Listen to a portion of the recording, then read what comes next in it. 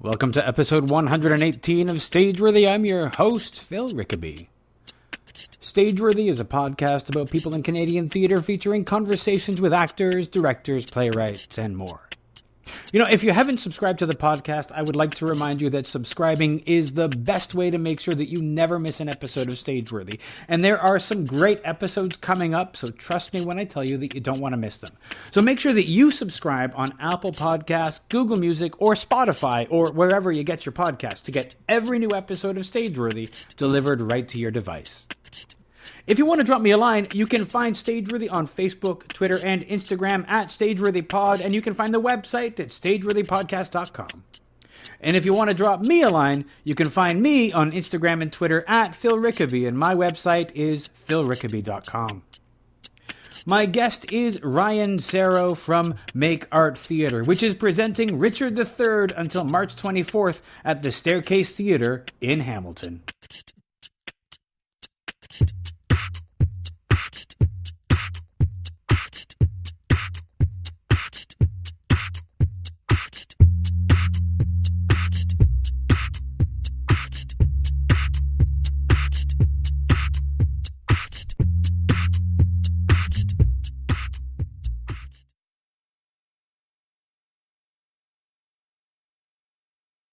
Exactly, and business people are very good at business, which means that they're not going to do it for free. Mm-hmm. If you want a good businessman to help you run your thing, you can't just say, hey, I'm going to profit share with you, or, hey, you know, can you do this on spec? They're going to be like, no, I need $70,000 a year. Sure.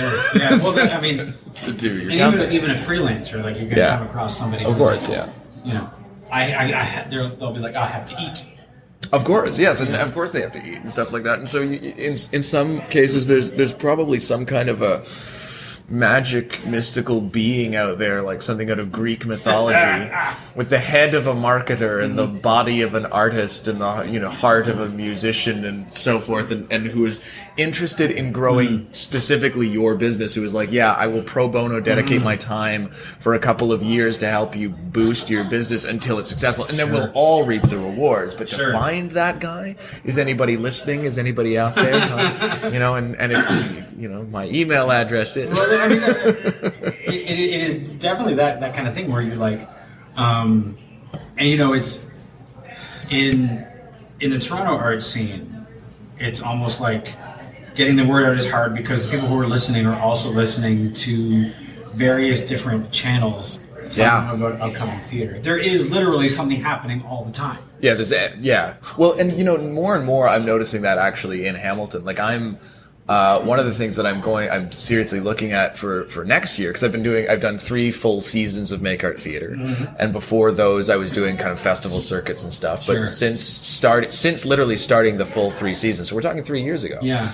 Not even 2.5, 2 3/4 years ago.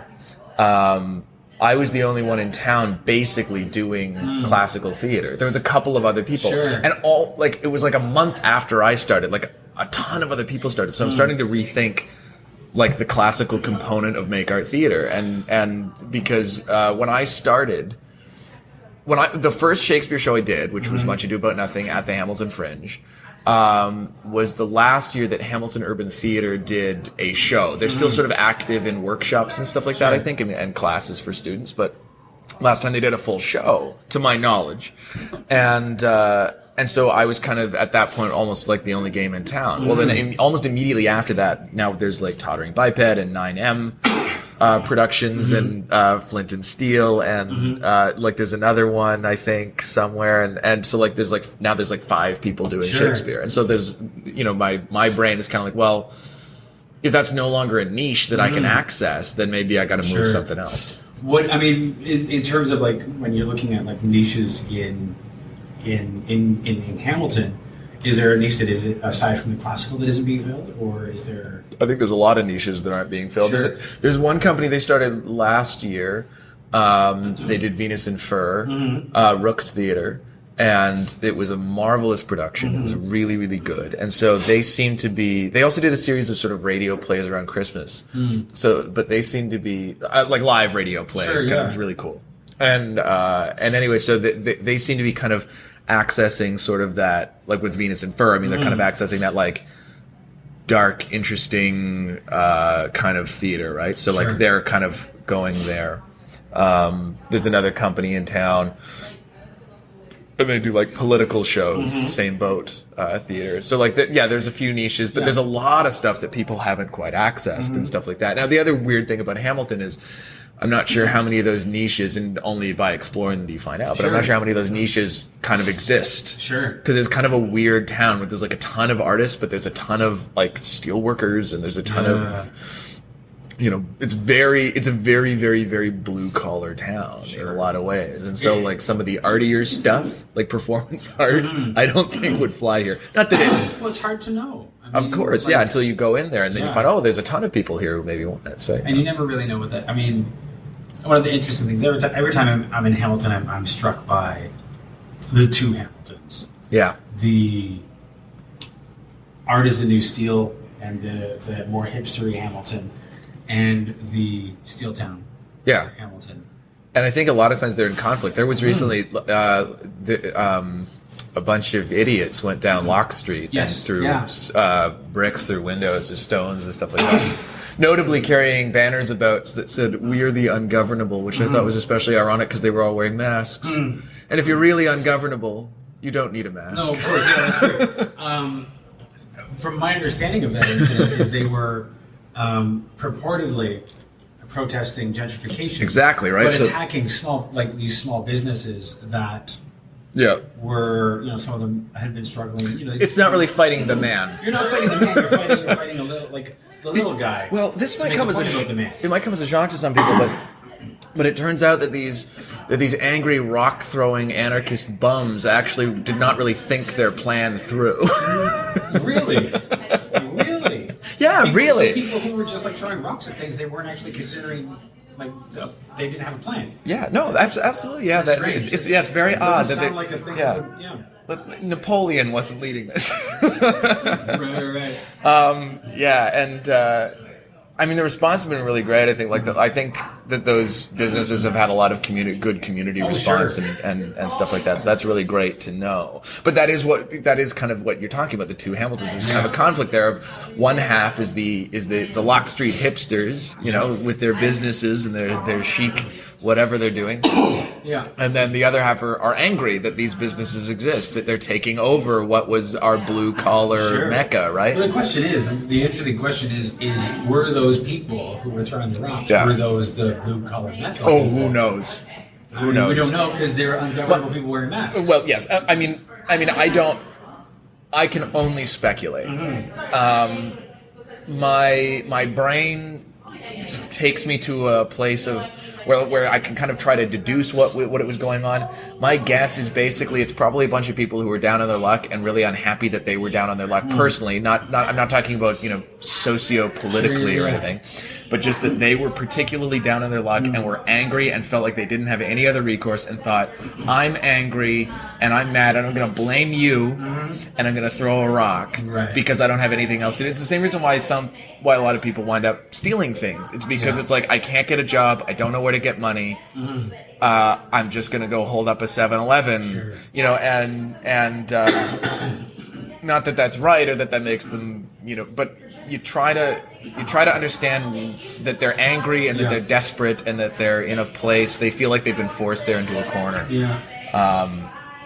And it's really sad that happens, and you have to stop it, and you have to fight it back against it. But I try to understand the people I don't like. Yeah, I mean, you can. I mean, that's you do have that. Like, you can either do that or just be like, "Fuck those guys," and like write them off. Of course, and continue to build a rift between whoever they are. That's our echo chamber.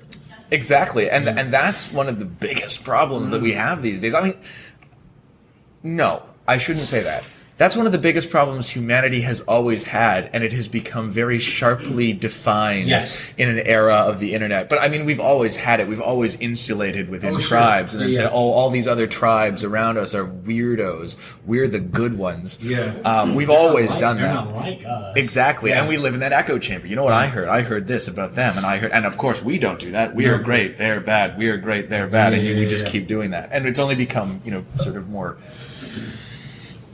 visible. We see it in more the internet. in a digital age Yeah. where people are writing it down and sharing it. One of my favorite quotes is, times are bad. Children no longer obey their parents and everyone is writing a book. And I don't remember which senator, but it was a Roman senator that said it. And so I think that in some ways Bob Dylan was right, but I'm not sure that the times have changed all that much. Well, it's that whole, the more things change, the more they stay the same. Exactly. Right? Which is kind of why I like Shakespeare. Yes. Yeah, I mean, the fascinating thing about Shakespeare is this guy who was writing plays in the 1500s. Yep. Wrote characters that still resonate today. Of course, yeah, and deeply resonate. Yeah. I read a quote recently. It was in a maximum security men's prison down in the States, I believe, and they were doing a production of Julius Caesar, like in the prison. And a reporter doing a story asked one of these guys, like, "Why? Like you're." I mean, it wasn't death row, but it's like one below that, sure, right? Like you're supermax prison. You're never getting out. Yeah. There's razor wire everywhere. Like it's like you're in here forever. Yeah. Why bother putting on Shakespeare? What is it about Shakespeare that you guys need to talk about? And the guy said, well, as long as people love and hate and have ambition and are jealous and envious and all these things, there will always be Shakespeare. Yeah. And I was like, yes, absolutely. Yeah, absolutely. And it's just, and everything, like I said, I did Julius Caesar last year in November, and throughout that process, and throughout the process of doing Richard III as well, we were constantly being like, this is exactly what's going on right now. Like everything is exactly the same. I mean, one of Richard's big things in that play is that he feels like one of the guys who wants to be ungovernable, right? Like he feels like people just make fun of him and they don't like him and he feels ostracized and he feels like he can't do anything. That's the opening speech. He says, I in this weak piping time of peace have no delight to pass away the time unless to spy my shadow in the sun and descant or make fun of my own deformity. And therefore, and then he goes on to say, because I can't do that, I'm going to take revenge on everybody who won't let me party with them, who won't let me have fun with them, who don't like me. I'm going to go throw rocks.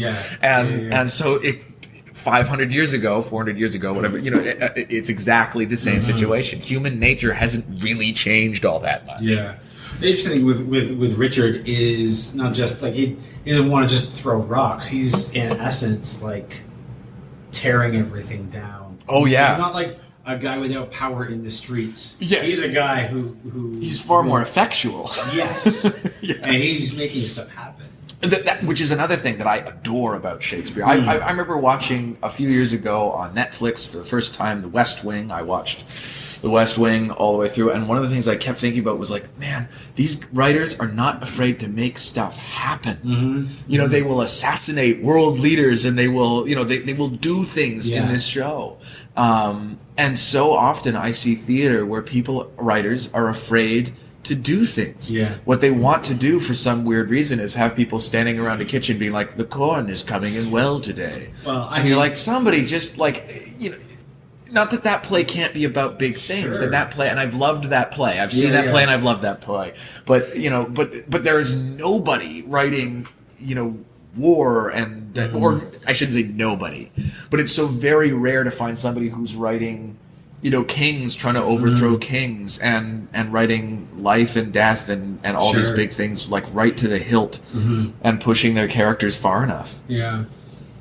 No, I mean, Shakespeare lived in a time when the people that we all looked up that were looked up to were nobles, were kings, were queens, people who by their nature could make things happen. And in our day, the people that we see around us, the people that we look up to, maybe you're not those people. I mean, sometimes they are, but a lot of people, who's your hero is a basketball player. That's democracy. Yeah, exactly. Well, yes, that's the rise of democracy. Because now anybody can be in government. Exactly. So it's not. We haven't changed in some ways. We haven't changed who we respect. We've just changed who can be those people. So we still respect people with power and authority and money. It's just now anybody can have them, or ostensibly anybody can have them. Anybody who has the money to be able to run a campaign can have it. Well, and anybody can kind of get that money. And yes, it is really, really, really, really, really, really difficult for some people to get that money. But theoretically, you could come from, the the worst slums on the planet. Sure. And you could come over to the wealthiest nation in the world. And I'm not sure where the worst slums are, and I'm not sure where the wealthiest nation is, so I'm not trying to make this about geopolitics, but you could come from there and go to there, and then theoretically you could claw your way up to pretty much the top. Sure. Okay, if you're an immigrant, you can't be president of the United States, but you can be a judge, and you can be a senator, you can be in government there. And so, you know, we do live in a world where those boundaries are not non-existent, but they're a lot thinner than they were in Shakespeare's day, when you needed blue blood to make it to the exactly. Yeah.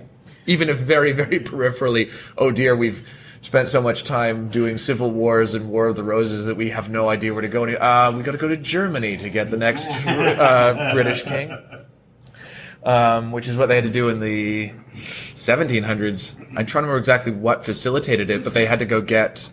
They went. That was the. I want to say the Hanovers, but I could be wrong about that. And that's King George the First, and he sort of stays out of politics because he doesn't speak English, so he's just England's king. Sure. And then George the Second, he speaks English, but he's kind of like, I'm just going to do what Dad did and stay out of politics. Now George the Second's wife never liked that. She wasn't a big fan of him staying out of politics, and she thought that their dynasty should be exercising more control. She encouraged her son to exercise more control, particularly over the upstart colonies. Yes, and King George III takes Mom's advice and taxes the daylights out of America, and they're like, and that starts the revolution. And because somebody was taking that much interest in politics in the world, things fell apart. I always find those things interesting, those little seeds that become... I will not remember the sequence of events, but Cracked ran an article years ago about how a sandwich started World War I. And it's because they were trying to assassinate Ferdinand, and they miss, and they hit his driver or one of his bodyguards. And Ferdinand is apparently compassionate for this fellow, and he's driving around looking for a hospital, and they're getting lost, and they don't know where they're going. And the assassins, meanwhile, have regrouped at a cafe to mourn the fact that they missed Ferdinand, and who should drive by but Archduke Ferdinand, and they get a second shot, and they shoot him, and they kill him because they stopped for a sandwich. Something like that. And that starts a chain of events that wind up with World War I. Sure. And World War I starts a chain of events that winds up with World War II, that winds up with the Cold War, that winds. I always find like just those little seeds that become trees. I mean, that's. I mean, and that the interesting thing about those seeds is if you were to look at Shakespeare's Wars of the Roses cycles, that ends with Richard III. Yeah. Which resolves the whole thing. Yeah. There are so many seeds that are planted early on. Oh, yes. And a lot of people, I didn't do this when cutting Richard down, figuratively, I mean the play, not the man. Yeah. Of course. But when doing our edit, a lot of people splice in a bit of Henry VI, where there's a speech of Richard's in there that a lot of people splice into the opening monologue of Richard's. Olivier did it in his film version, for instance, and I didn't, but people do take those earlier bits and kind of mix them in. What's interesting, there was a company many years ago, and they did this. You could watch it. I remember on TVO. They did the entire history cycle, all of histories. That's like all of the histories, or specifically. Oh, that's no. They did all of the history plays with a. Did they start with Caesar? No, it was mostly they started with like the English history. I guess you'd have to start with Troilus and Cressida. I think that one's. I think that one doesn't count as one of the histories. No, I know it doesn't count as history. I'm just saying like that is the earliest one theoretically. They looked at the ones that were the. All the English history ones. They did this whole cycle with a company of actors. Yeah. And some of the actors would play like a character in a particular family like the whole way through. So, and it was like a fascinating thing to watch. But when they got to the Wars of the Roses stuff, because we all know Richard III. Yeah. But do we know the Henrys? And do we know all the things that came before it? Yeah. No. I barely know them, and I've read. I don't think I've read all of the Henry VI ones. I've read Henry IV, both parts 1 and 2, and I saw what was the Keanu Reeves River Phoenix film?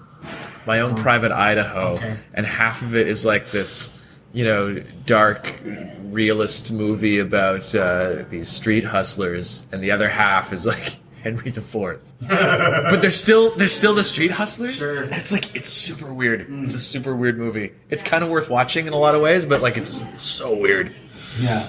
But I mean, you find in those early, like in the Henry VI, you find like all of the early, like some of like Richard III stuff. And he says pretty early on what he plans to do in Richard III. So it's it's almost like that speech at the beginning of Richard III is kind of a recap. Yeah, which it might have been. I mean, I actually have not looked this up for some time.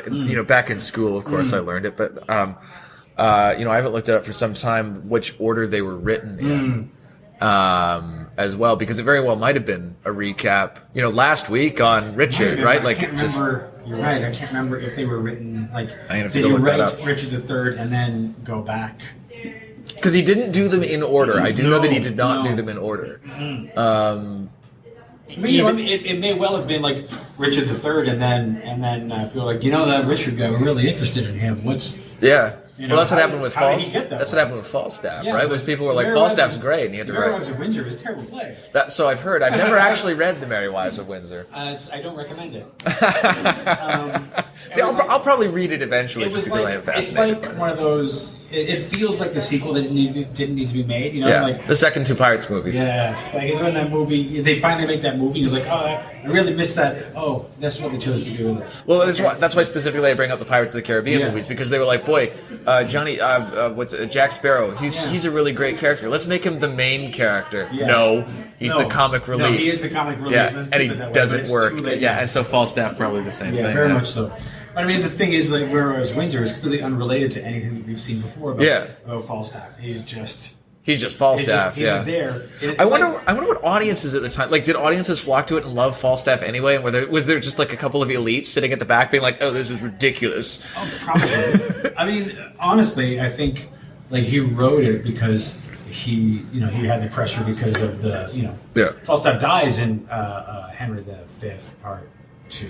Fourth two. Yeah. And then fourth. Yeah. And he's not around. No, he's not around for the fifth. And it's like, oh, okay, so we liked that guy. Yeah. Okay, so we should. We would like to see Sherlock or Sir Arthur Conan Doyle having to resurrect. Well, he killed him. So I've heard he killed him in the first place because he was sick of him. Yes. Like he just didn't want to write him anymore. He was like the Sherlock Holmes guy, and he was like, I have other things. I wrote The Lost World, people. Which interestingly, it's maybe it's a curse involving Holmes himself, because Basil Rathbone was typecast as villains for his movie career, and then he got the opportunity to play Sherlock Holmes, a hero character, and he's like terrific, and so he takes that role, and then he got typecast as Sherlock Holmes.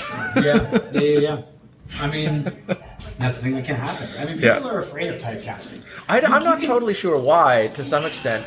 But this is speaking as a guy who is struggling to sell plays in Hamilton, So to me, being typecast and then working the next 20 years playing the same type of character sounds awesome, right? Like, just that sounds great. If you can learn to, like, embrace that and just be like, yes, this is what I do.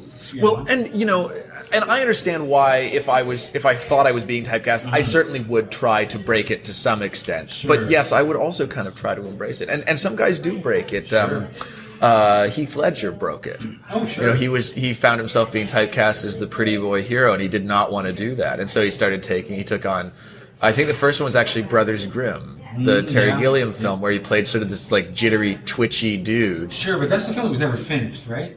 No. It was the Imaginarium of Dr. Parnassus. Oh, it was the Imaginarium of Dr. Parnassus, which is a far superior film to Brothers Grimm. And it was like he didn't finish that. So But one of the reasons, I mean, there's a lot of reasons I think to really like that movie, but one of the reasons that I think it's really great is that they somehow managed to work it where I'm not sure what they would have done if he hadn't have died. That's true. Like you watch the movie and you go, it's so seamless, not just in terms of the effects and who they got to play the replacement him as he goes through, but even just the way that the plot is structured, you're like, of course, that's where it had to go. That's what has to happen. It had to be new actors playing him in those final scenes. And so I just thought it was fantastic the way that they did that, because it doesn't feel like it was unfinished. It doesn't feel like they had to do a rewrite or a recast. It just feels like a great movie. Anyway, so he managed to break it with Brothers Grimm, and then I think the big one was Brokeback Mountain, right? Which, although technically still a romantic lead, it was not the kind of romantic lead he was used to playing. Exactly, and so it broke the straight form. And then he got to do the Joker, and then he was done. Yeah, which is really too bad. It was. Yeah. I remember being very shocked by it, reading the news. I stopped in at the school library at the time to check my email, and up on it. I think I was on IMDb, and the headline page was Heath Ledger's dead, and I did like a double take. I'm like, is he like 30? Where it's like, what? What do you mean Heath Ledger's dead? Right? Like it's It was the same thing that kind of the same reaction I had with Anton Yelchin. Yeah. When knew Chekhov. Yeah. And then my friend Tyler, who's in Richard III with me, he said when we were talking about it, he pointed out that depressingly that means that young Chekhov died before old Chekhov died. Well, fuck. Yeah, exactly. Right? You're just kind of like, oh, come on. Geez, what is wrong with the universe? Yeah. And David Bowie's dead. I thought he was immortal. I was counting on him. I was sure that he was actually a fairy king. Yes, he's actually Jareth Goblin King. I mean, and was playing the role of David Bowie. I would have bought it. Be the perfect that would be the most David Bowie-est thing. I saw a brilliant meme towards the end of that year, because that was the year of the election, and many other Alan Rickman had died as well, and all this disaster seemed to have been occurring the entire year. And this meme said, "I'm not saying David Bowie was holding the universe together, but." That is true. And I thought, yes. In which case, the Mayans wouldn't have been off by that much, no, really. Just their calculations were just a little skewed. Yeah, just 5-6 years, something like that. Yeah. I was just disappointed it didn't happen like in the movie 2012. Yes. that would. That's 2012, and everything starts falling apart. To get back to Richard III, yes, we've gone off on a bit of a tangent. I don't mind the tangents. No, I love tangents. At what point did you decide to do Richard III? Was there something in particular that made you decide that Richard was what you needed to do now? Well, I wanted to program a couple of classical shows, and so I was kind of sort of rooting around for which ones. Caesar had slotted in kind of naturally because of the when I programmed it, all the politics of the world were looming around, and I was like, this is a great political play in a lot of ways, and it really is. It's a really, really great play. It really clips along too. Every now and then, as big a fan as I am of Shakespeare, some of them kind of drag. But I remember reading Julius Caesar and going, this really moves. Like there's I'm trying to think. I don't believe there's a B plot. Like most Shakespeare's, there's like in King Lear, there's King Lear, and then there's kind of like Edward or Edmund and Edgar. Yeah. There's this B plot sort of running around. But with Julius Caesar, it's just Brutus. It's just him being Brutus and killing Caesar and all this kind of. Anyways, so I programmed that one, and I thought it'd be good to kind of do another sort of a politically kind of one. So I'm sort of looking at those. I've always really, really loved the character of Richard. Well, how can you not? Exactly. I mean, first off, just right there. Yeah, and I think ultimately, to some extent, pure egomania. Yeah. Me just going, I really want to play Richard. Kind of pushed me over the edge. Before fully solidifying it, I work with a group in town called the Actors Forge. And I didn't start it. It was started by... I want to say Katie Allen and Stephanie Lawler and Victoria Adam. There's a few people that sort of started it. And basically the idea is just a bunch of actors get together and we just kind of throw stuff around. We do, warm-ups and exercises, and we do this technique or that technique, or we show each other, I'm working on this monologue, or let's work on this scene together, and we kind of critique each other. And it's sort of like a nice friendly but honest environment, professionals and peers governing each other instead of like a master teacher student kind of dynamic.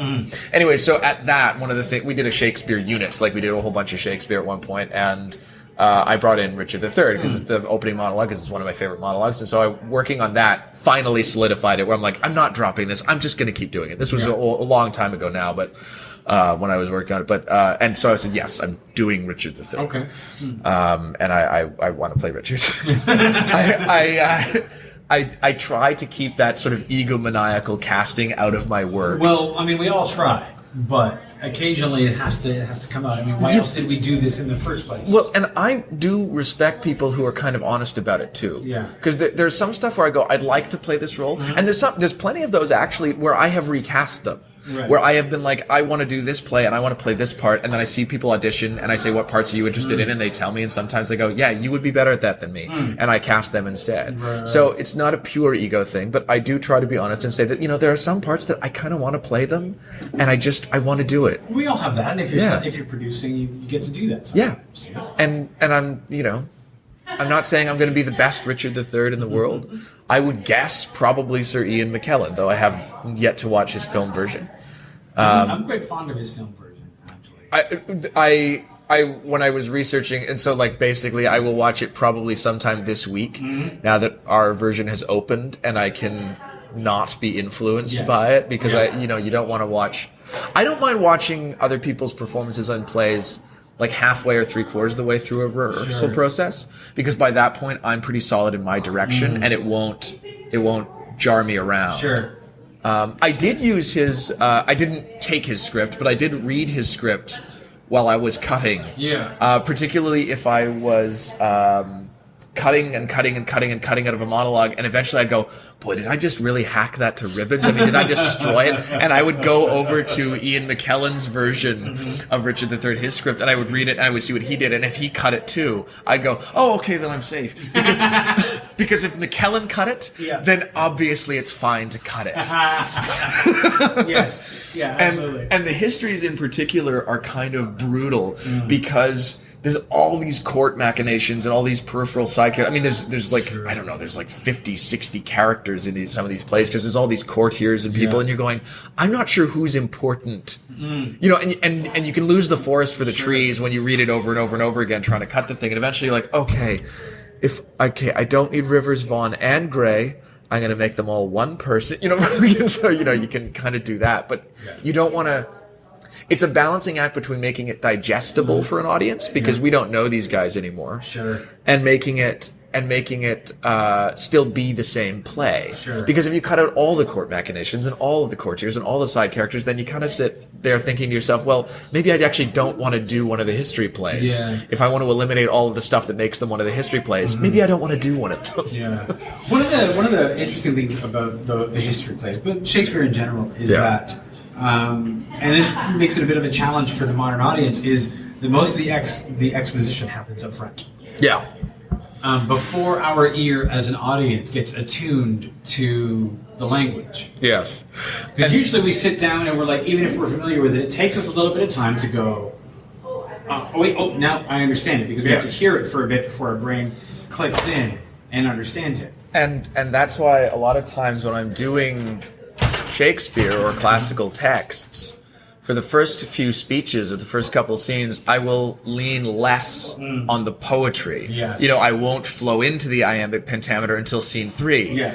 Because if I have a more modern delivery, then it lets modern audiences digest it faster, and you just talk a little slower. Richard III has the big advantage of that very, very long opening monologue. Oh, sure, and we're familiar enough with that. Yes, that I think most people. Yeah, everybody's at least heard "Now is the winter of our discontent." They might have heard no other lines from that monologue, but they've at least heard that. And so as soon as they hear that, they go, "Oh, it's this one." Yeah. And then they're kind of tuned in a little bit. And so, so it kind of works that way. Some of them are a lot harder than that because we don't know the opening quite so well. Yes. But even those sort of depend on, I mean, most people are familiar enough with the ones that get produced. I mean, nobody knows what's going on in Timon of Athens or Pericles. Shakespeare geeks do, but yeah, audiences don't. But they're not producing. It does make them a hard sell, and I mean, it's a vicious circle because we don't produce them because people don't know them, so they don't go to see them. So we don't produce them, so nobody sees them. Well, basically we know Romeo and Juliet, Hamlet, Macbeth, Othello, Julius Caesar, King Lear a little bit. Midsummer Night's Dream is probably the most, and maybe Much Ado About Nothing. And that's like, we'll recognize titles from other ones, but like I don't think people are terribly familiar with them. And even in that list that I just rattled off, people aren't really familiar with a lot of them. No, it's true. They're most familiar, I think, probably with Romeo and Juliet. Wouldn't you say? I mean, I would agree with that. I mean, that's the one that so everybody's done that in school. Yeah. I mean, everybody read that one. And they should. It's a brilliant play. I mean, like the other thing is, some people are like, I'm sick of it and it's old. And you're like, you're sick of it because it's ubiquitous, and it's ubiquitous because it's awesome. Yeah. I've read that play a ton. I did a parody of it. I'm going to remount it's called Romeo and Juliet, an escapist comedy. And I'm remounting it at the Hamilton Fringe this summer.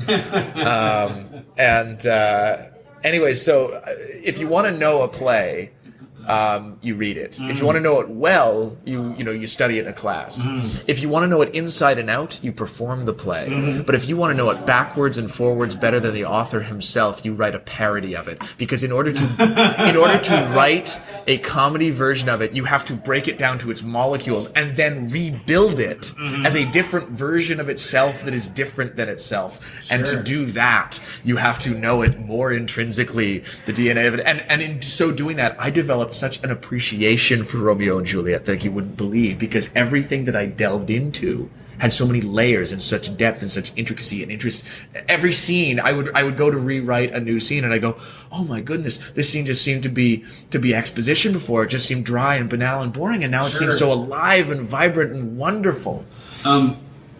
There was, I'm just trying to remember the name of it, there was several years ago, Second City in Chicago, I think, was doing a series of musical versions. I think they did a Hamlet, and then they did a Romeo and Juliet. I can't remember, but it was really quite. Oh, it was. I think you're thinking of West Side Story. No, but there's yes, I know. It's called The People versus Friar Lawrence, and there is actually, it's like sort of noir, because there's like the prince is kind of like a noir, like cop sort of thing. Oh, but yes, but it's very pointed, and it's very, they obviously knew, like, it's not like they were like, oh, I kind of know this, let's fuck with it. They were like, they knew. Yeah, what they were you have doing. to know it cold. Yeah.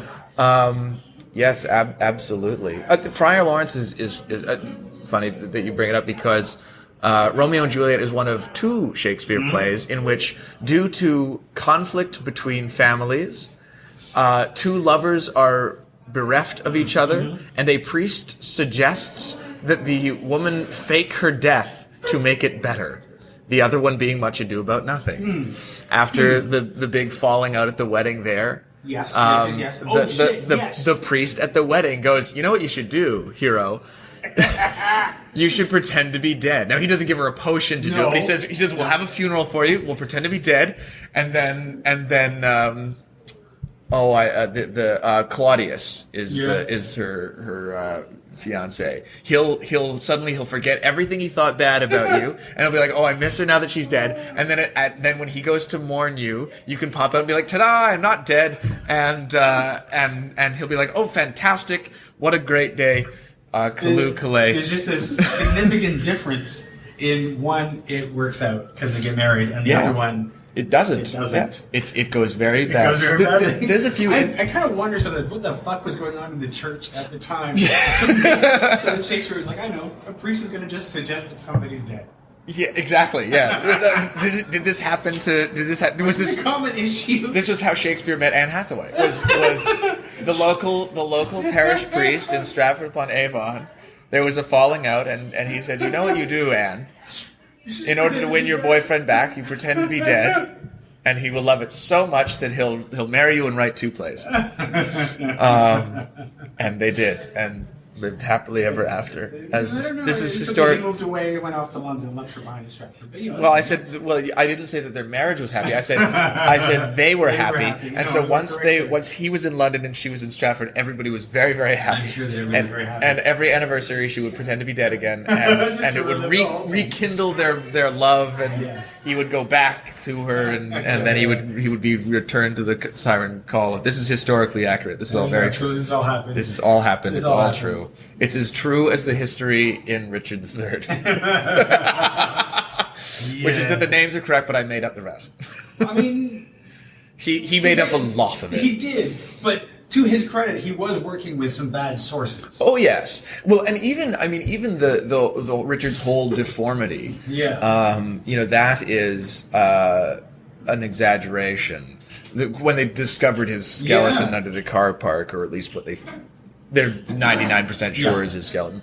They discovered that he did have the slight scoliosis, like the slight bend to his spine, but it would have been such that a decent clothier could have padded one of his shoulders and actually and he would have looked fine. Yeah. Nothing wrong with his arm, nothing wrong with his leg. Yeah. Nothing wrong with that. So he wouldn't have been that. And reading up on Richard.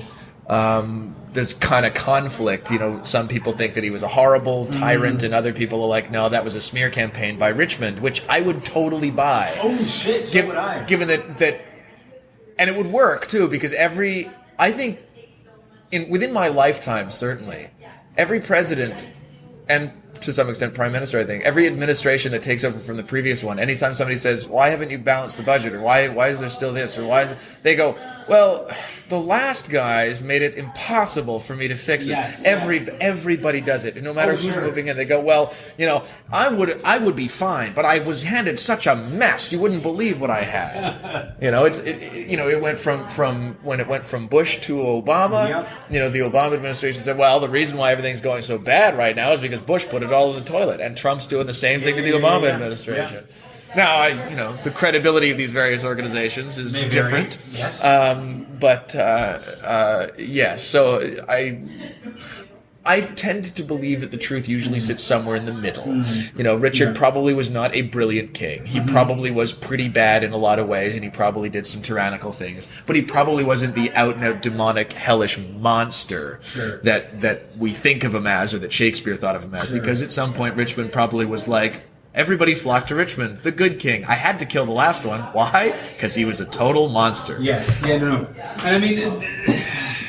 There are mistakes that somebody can make when they're a king. Oh, yes. If they're unprepared for king. Yeah. Shit.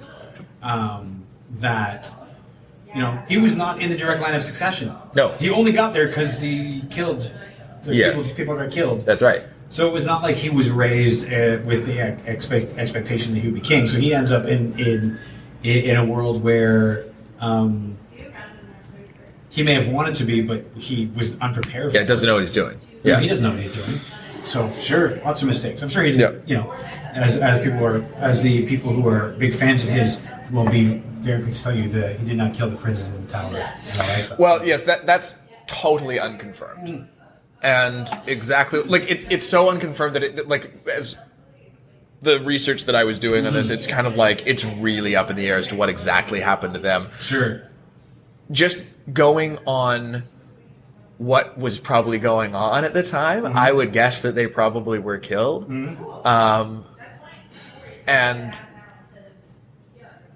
But did Richard order it, or did one of his confederates just go, they need to die because they're going to grow up and they're going to try, somebody's going to try to put them on the throne. You don't want them floating around. So if they weren't killed, they were certainly exiled to as far away as these guys could ship them, because you don't want, particularly in the middle of the War of the Roses. They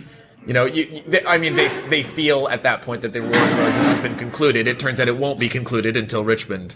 Sure. So they don't know exactly what happened with the two princes, and it is really, really murky around them. Because they just, basically, it's not that you hear that they lived or that they died, you just stop hearing about them. And the reason why I would figure that they must have died, because otherwise somebody would have tried to do something with them. Now, Now, they might have lived until Richmond took the throne. Richmond might have killed them. It's true. They might have died of disease, which was fairly common. Not uncommon.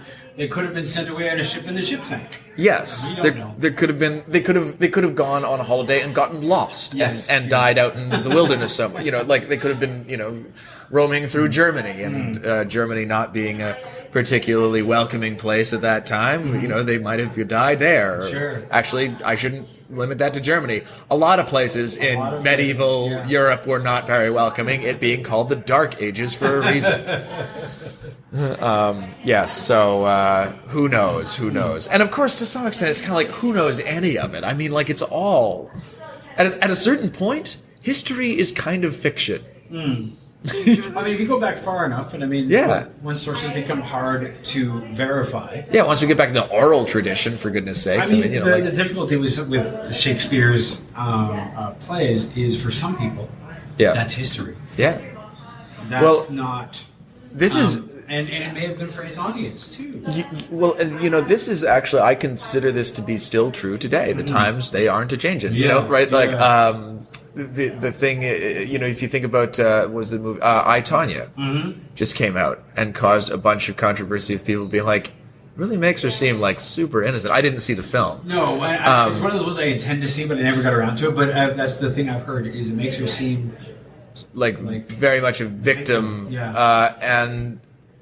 And the thing is, I don't know enough about the incident to actually comment one way or the other. Sure. But for a lot of people who are watching that film, it is now true. Sure. And a lot of people who are watching that film, they didn't know the story in the first place. Yeah. The Imitation Game. People were, and then reading about the Imitation Game, you read that, he wasn't the Imitation Game makes it seem like he's the only code cracker. And they'd already cracked some of the enigma before him, and he cracked a specific way or something like that. I don't, it's been a while since I read it, but like, that was kind of wrong. It's possible or even probable that that he didn't kill himself, that he died by accident, because I'm trying to remember exactly what the articles I read online said, but basically, it's possible that like he just had cyanide in his lab. It was cyanide, wasn't it? Yeah. And it just, if you miss a trace of it and you're dead, right? So it's not necessarily even suicide. So movies and plays and art, stories take a particular tack because they're delivering you a story you want to see that's entertaining for you. Shakespeare, Anonymous. Right? Yes. Anonymous is. I will tell this joke now for the true Shakespeare geeks. William Shakespeare, the Earl of Oxford, and Marlowe walk into a bar, and it's jam-packed. The place is crowded, and so it takes the bartender just ages to get them their pints. And by the time he gets back over, all three of them are sitting together and sniggering, and on the table in front of them is a little cocktail napkin on which is scrawled, "Thou art the most slovenly bartender in all of Christendom." And the bartender slams down their drinks, and he says, "All right, which one of you wrote this?" And I tell that joke as often as I can because I wrote it. It's mine, and almost nobody gets it. No, but you have to be pretty. And it's one of those. I have a whole back pocket full of these useless. I can do a Jiminy Glick impersonation, and nobody in my peer groups anyway really know who Jiminy Glick is, and so it's basically useless. I can sing "The Times They Are Changing" in the style of Glenn Yarborough. Do you know how useful that is? No, it's not at all. No. Right, so it's like, and so that joke is kind of the same thing. I wrote this joke and slaved on it for. It has days. a small audience, but the audience that will get it will appreciate it. I hope if you're listening, you appreciate it, Michael. and if you don't, look up the movie Anonymous and then listen to the joke again, and you'll probably get it at that point. Just don't bother watching the movie Anonymous. That's not. I heard it was good, actually. I'm not saying historically accurate. I'm saying I heard it was a good film or an enjoyable film. I didn't see it. One of the issues around that film was, I didn't see it because I knew that I would be sitting there in a rage. It was like, and I was just so unbearable to watch it with. So I never wanted to see it because I don't like to make myself angry. There was a time when I was like, I need to feel my rage, but I was a young man then. And that's why I used to read the Toronto Sun for that purpose, but I don't anymore. If you're looking for that kind of political rage, I feel like there are much better outlets than the Toronto Sun. Well, there are now. At the time, there were not quite so many. Yeah, I feel like you could really get your rage on if you wanted to. Oh, sure, but a heart and all that stuff. I kind of find it fascinating watching some of those things. Not just for the rage element, because sometimes it is kind of fun to whip yourself up into a bit of a frenzy, but sometimes I find myself watching it being like, how is it that you are saying things that are factually correct, and yet I know you are so lying? Yeah. And you kind of, I try to tease them apart. I'm like, oh, okay, what you're doing is, and a lot of times like they set a false premise or something, but it's very crafty. And it's crafty to the point where I'm not even sure that they're necessarily doing it. Like, do you know what I mean? Where like, I feel like they're doing it automatically, or they could be doing it automatically as much as anything else. Maybe. I mean, for a lot of them, they're setting themselves a particular point of view to view everything.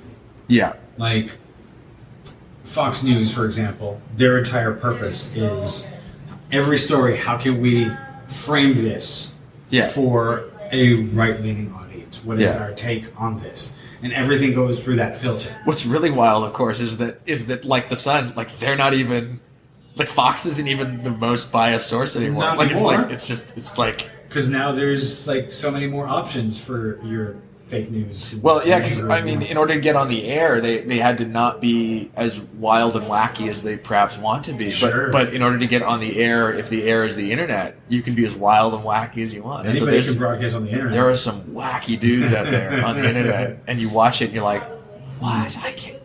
How can you?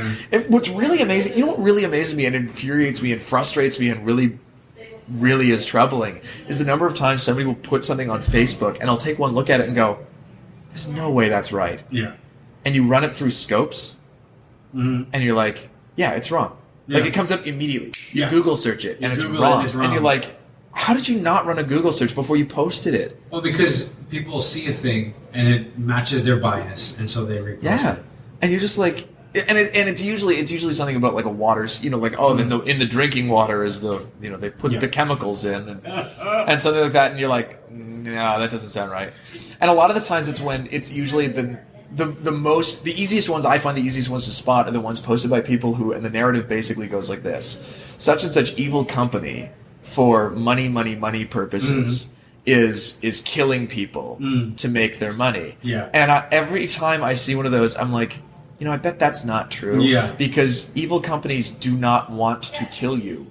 They don't care if you die. No, but if they're killing you, they're not getting your money. Exactly. They don't want to kill so you. I saw one recently that was about farmers dumping, crop dusting their fields with chemicals right before harvest because it made them slightly, weaker, and thus it was easier on the machines, the threshing machines, to go through the wheat, and so like the wear and tear on those machines was lower, and you're like, there's no way that they are shipping out like grains that will kill you in exchange for like a slightly less wear and tear on a blade.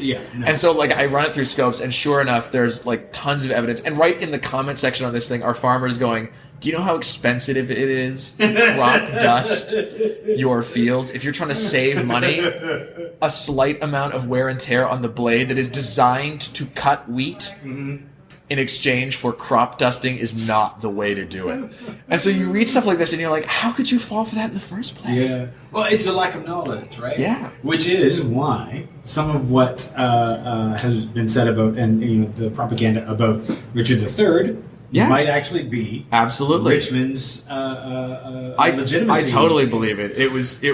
I believe it was Richard dies, and Richmond immediately is like, you might have heard that Richard did some good things for you, but that's all fake news. So in that series where they tackled like the histories, when they got to the end of Richard III, that speech that Richmond gives was a televised speech. Which very interesting. Totally sort of changed the perception of it. Well, yes, because I'm suspicious when I see politicians telling me things that they have prepared on TV. Yeah. Absolutely. It was like just seeing him behind a desk, like the prime minister with television cameras, and they had like televisions on the stage showing his speech, and it was just like, oh, now this changes everything. Yes, it does. It absolutely does. The context is totally different there. And this is one of the things that I actually find the most fascinating about putting on Shakespeare shows, because, you know, for practical reasons, you cut them. Yep. Or at least I have cut them up until now. I feel like there are places where you have to acknowledge that it drags, or there's things that you have to cut. Yes. You know what it actually is for me? I feel like actually you could do every single one of them word for word, exactly as written, but you would need such a robust budget, because what you would need to do is work every single moment so thoroughly that it couldn't fail. Yeah. Which means that you need that much more rehearsal time, which is expensive, and you need to pay the top actors who can handle that sort of thing. You need to be casting really great actors in tiny little roles so that they can make it work in ways that nobody ever would have dreamed about. And so basically for me, I don't have the budget to do uncut Richard III. You know, what's interesting is whenever people talk about cutting Shakespeare, I think about Kenneth Branagh's Hamlet. Yeah. Which is an excellent example of why Hamlet does need cutting. I haven't seen it. I've seen Laurence Olivier's Hamlet, which I think is an excellent example of why you can cut it without losing the main thrust of the thing. Yes, because it's 2.5 hours long, or 2.25. Yeah, and Hamlet in uncut is 4 and change hours long, and so if you can wipe out, I mean, it's the same with Richard. Yeah, we've got ours down to I think plus the intermission, we're a little over 2 hours. Yeah, but depending on whether you're going by the folio or the quarto, Richard is either the second longest or the longest play in the entire canon. There are scenes in Hamlet that, and you find this in most of the longer Shakespeare plays, there are things that drag. Yeah. There are things that the audience in Shakespeare's day really dug. Yeah. That we don't. There's a whole scene in Hamlet which is all wordplay that does nothing but it's wordplay and metaphors for sex. Yeah. Which Shakespeare's audience was all over. Yeah. But it's like, first of all, we're going to miss half the wordplay, or a lot of our audiences will miss half the wordplay. Now that said, some of us, the real Shakespeare geeks amongst us, like when my wife and I went to see Macbeth at Stratford a couple of years ago, I'm, the gravedigger scene, I'm killing myself. Laughing, and we're sitting in the middle of a bunch of teenagers. Yeah. A high school group, I believe, had come to see it, and so we're sort of in that group, which was kind of interesting because, like, they're looking around, like, back at me, like, why are you laughing? Like, it's not funny. Like, what are you laughing at?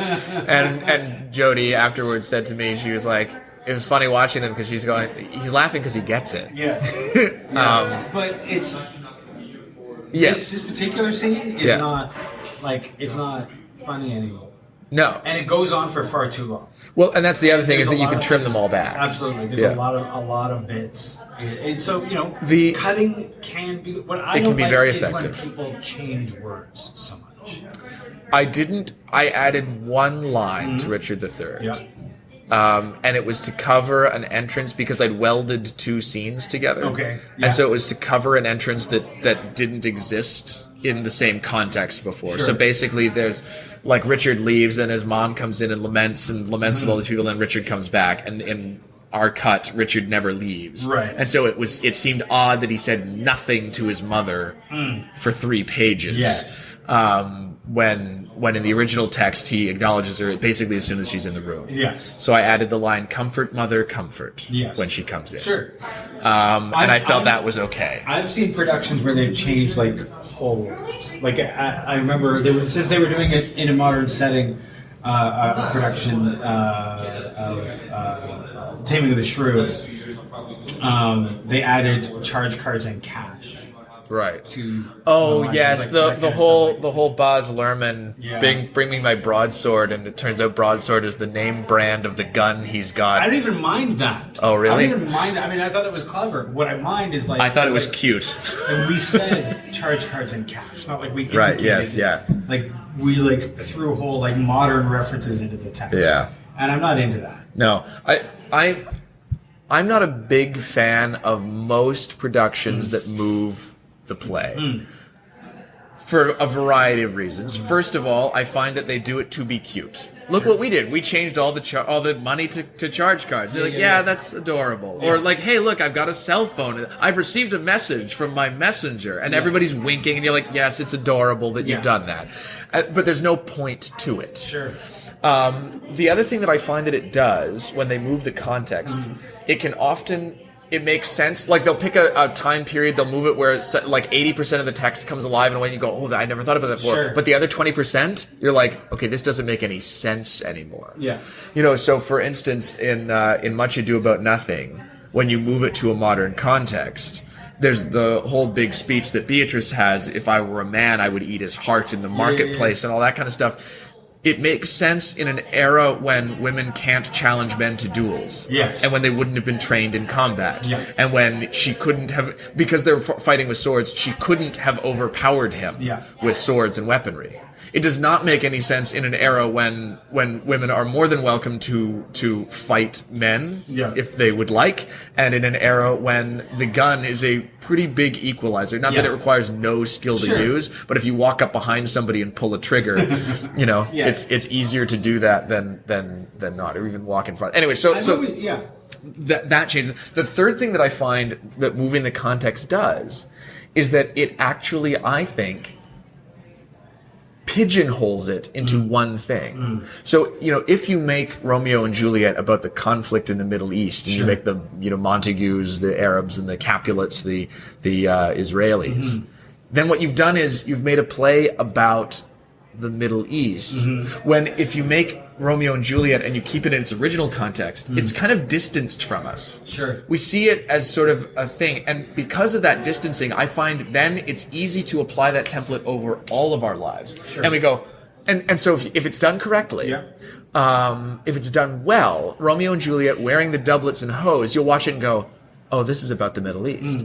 Oh, this is about Democrats and Republicans. Oh, this is about... And you'll be able to apply it everywhere instead of just to one context. And so I find that when we get too specific with Shakespeare, we actually limit it as opposed to broadening it out. What's interesting is I've seen some effective productions of Shakespeare where they don't specify a period. Yes, and that I think is great, too. Where they just sort of like, we're wearing Yeah. what's right for this character. But Yeah. we're not like... Yeah. So this is taking place. It's now. more It's abstract, like, yes. or it's a mishmash or something like that. Yes, I enjoy that, and that's not to say I've never enjoyed a recontextualized Shakespeare. Or I'm not saying I'm right either, and I know plenty of people who prefer to move it and who like it and get stuff out of that. And so this is just my personal feelings on the whole thing. Sure. I've seen some productions. I've been involved in some productions that get very conceptual with Shakespeare, and the problem is that their concept. When you can be very clever with the concept, but it gets in the way of Shakespeare. So, like, every time you're trying to tell your story, you're, like, hitting up against the wall. Yeah. It's actually Shakespeare's Because text you're trying to get cleverer than the writing, which is already some of the cleverest writing in the world. Sure, yeah. And so to do that is to do it in injustice. And so, you don't want to fight it. Yeah. I took a Shakespeare workshop recently, and one of the things the guy said, now he's talking about acting styles, Sure. but he's like, a lot of actors are kind of fighting it. Exactly what you're saying. We're trying to apply all this stuff. And he's like, just don't fight the text. Just speak it well. Yeah. You know, and it kind of comes through. Yeah. A good example I actually think of moving it was Much Ado About Nothing, and in modern dress in the Joss Whedon film version. And I liked that film. And one of the reasons I didn't mind it in that was because it didn't feel like they were making a point. They weren't saying, oh, this is about this modern conflict, or oh, this is this, or this is that. It almost felt more like we're in modern dress because we have these suits and we didn't have doublets and hose in our closets, and so we got these instead. And so because they weren't pushing it into my face all the time, I could kind of forget that they were in suits. And I could just see the production again. And I could just appreciate the words, which is really what you're trying to do. You're just trying to make somebody appreciate the production and appreciate the show. You don't want... If all the trappings are what's interesting, then just have people dress up in interesting trappings and walk around on stage. Sure. I mean, people will sometimes say that's what they've been doing in Stratford for years. You know, did you ever watch Slings and Arrows? I did. I have not watched the entire thing. I watched part of it, but yes. I remember the first season. There's a lot of talk about the costumes, and you know, there's like some blocking that's done so that they'll be able to see the costume better. It's like, well, that's People have been saying about it for years. You know what though? There's nothing wrong with that either. You know, but I'll point out the difference of what I mean now versus then. There's a difference between taking, you know, my reimagined Shakespeare, which is set on the moon, and I'm going to shove the costume in your face because I'm saying like, see, look at the political point I'm making. Then I feel condescended to. Yeah. Whereas if you've got a really great costume and you want to parade it in front of me so that I'll go, ooh, I'm okay with that. I'm okay with that. And I'm okay with. And the other reason not to move Shakespeare, and this is the other thing, is the sword fighting. Because by cracky, like if you go and see sword fighting on stage, that's a lot of fun. And it's a lot of fun to do. Sure. We have in our production of Richard, I didn't build, my father-in-law built a shield that Richard has, and it's this massive, it's like 30 inches across, it's this huge round shield, and shield combat on stage is a lot of fun because every other hit on stage is a fake hit. You're missing by that much, or you pull back at the last second, your punch doesn't actually connect, it's all fake. But not a shield. Because a shield is exactly what a shield is at all times, a big block of something that you can strike. And so we smash on this shield, and it's great. Because you get to watch people hit a shield, and there's that solidity to the combat that's very interesting. Well, I mean, that's the thing about swordplay. Yeah. Why it is so effective in Shakespeare is because like there is a contact there. Yeah. Even if you don't even not the stabbing, it's there is the inherent, the visceral feeling of like metal on metal, but you can also get violent. Also the fact that like you're swinging these things around, which and if you do essentially can hurt. It's the perception of the time you get hurt. Exactly. And if we did it wrong, we would get hurt. But we don't. We spend hours and hours and hours doing it. And it's so much fun to watch. On Julius Caesar, we did spears, and I'd never done spear combat on stage before. That's a lot of fun. I bet that's a lot of fun. It was a lot of fun. Harrowing if the audience isn't unprepared for what that can mean, though. But in a good way. Yes. Right? Yeah. The feedback that I got from our audiences was that they very much enjoyed it, and I remember I've talked to several groups of actors about it, but I'm kind of like, I want to see combat when I go to see Shakespeare. I mean, I don't want to see combat in, I'm trying to think of one where there isn't combat. I mean, not necessarily like violent, horrible, we're going to kill each other combat, but don't you want to see Oberon use a slapstick on Puck? Oh shit! I mean, there's something. Comedy of errors. You want to see Romeo get his butt kicked. Yeah. You want to see all kinds of. You want to see the Three Stooges. You want to see a different type of violence, but you still want to see it.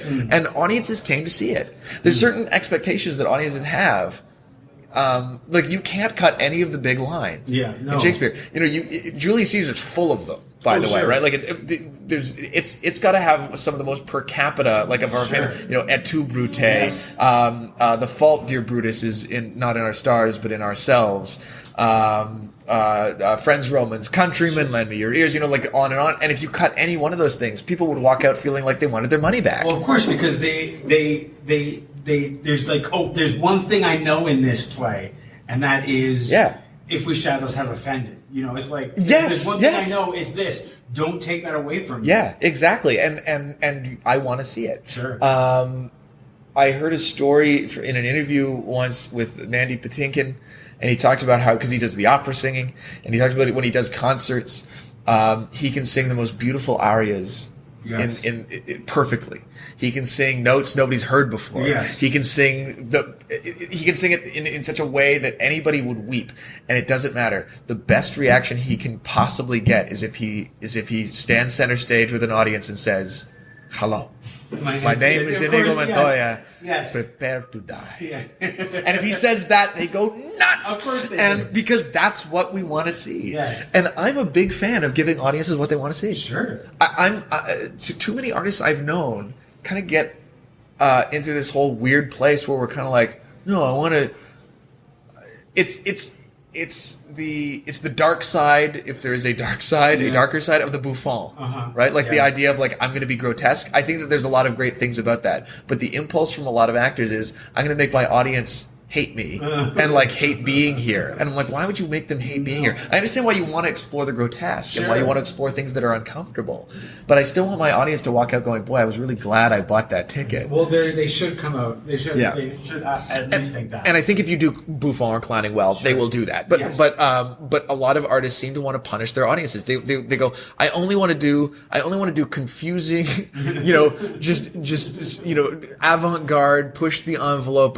I only want to do this kind of stuff. I don't want to have a sword fight. I don't want to have a cool costume. I don't want to have a funny character. Right. And again, back to Shakespeare, he had everything for everybody. Well, that is the thing. He had romance, he had hate, he had envy, he had beautiful poetry for the poetry lovers, he had conflict and dialogue for the true dramatists, and he had the gravedigger scene for the people, the groundlings sitting on the stage at the front, booing and heckling until you brought out somebody funny to get hit in the face with a pie. Yes. Right? He had everything for everybody, and he weaves it together in such a way that it all works. Yeah.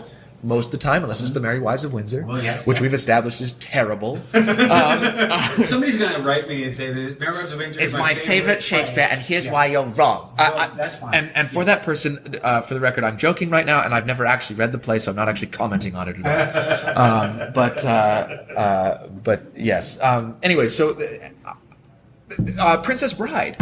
Back to that is a great example of it's got everything for everybody. It does, in fact. There's beautiful character things. There's metafiction throughout the play. It's got that element to it, so that like clever intellectual metafiction is running around.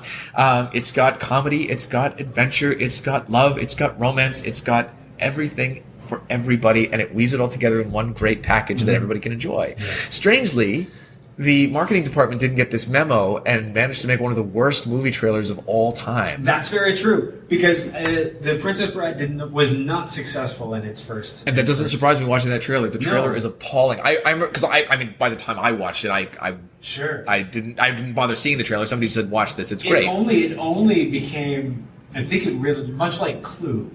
It only became Clue is great. In VHS and DVD, people were like, I saw it in the theater, but I don't not a lot of people did. I fell in love with it in the theater, but again, most people did not. If you watch it, I think you fall in love with it. Sure, I mean, there's certain movies, Princess Bride. I can understand why somebody wouldn't like Clue.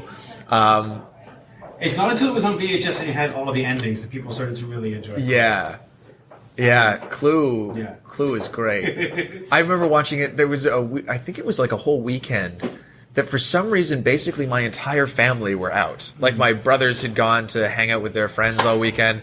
As a child, I didn't have friends.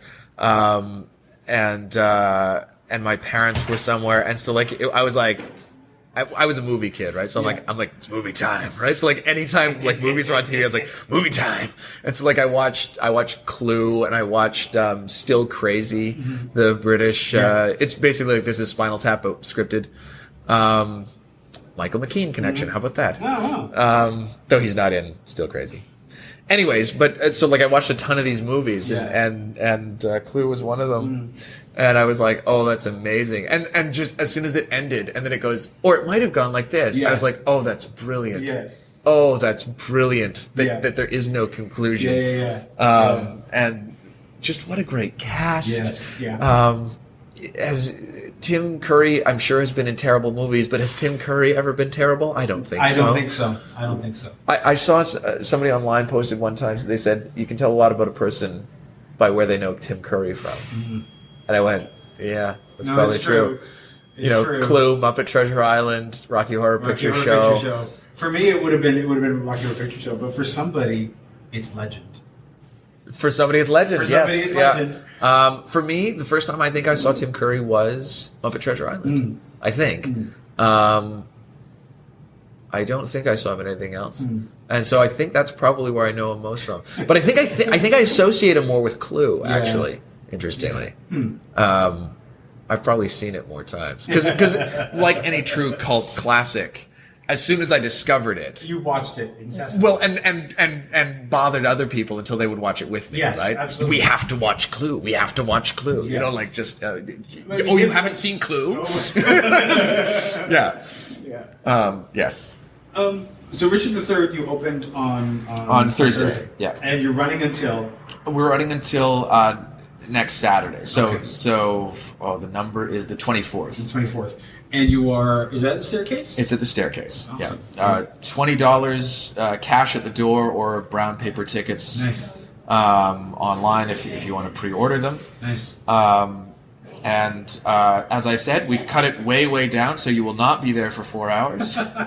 And as I said, there's great fighting, so you'll have a lot of fun. And it's been a lot of fun to do. Nice. It's one of the best casts I've ever assembled. I'm very proud of my ability to assemble great casts. And I think that's 9/10 of work in theater, particularly if you're directing or producing. It's like, no, you need a great cast. And then easily half your work is done for you. Sure. Because they bring so much to the table, and then you just tweak it instead of needing to like build a whole thing. Yeah, absolutely. So I'm super pleased with the cast. They're a great cast, and not only are they great, but they're great fun to work with. Because that's the other thing is like you can assemble a team of really brilliant artists, and you just hate being in a room with them, and it's magic on stage, and then you go backstage, and everybody just huffs off to a corner. Which I don't think I've ever actually had that happen. I've never actually had that, but I don't want to be a part of it. No, I've heard of it, and I don't want it. I never need that experience ever. Well, Ryan, thank you so much. Thank you.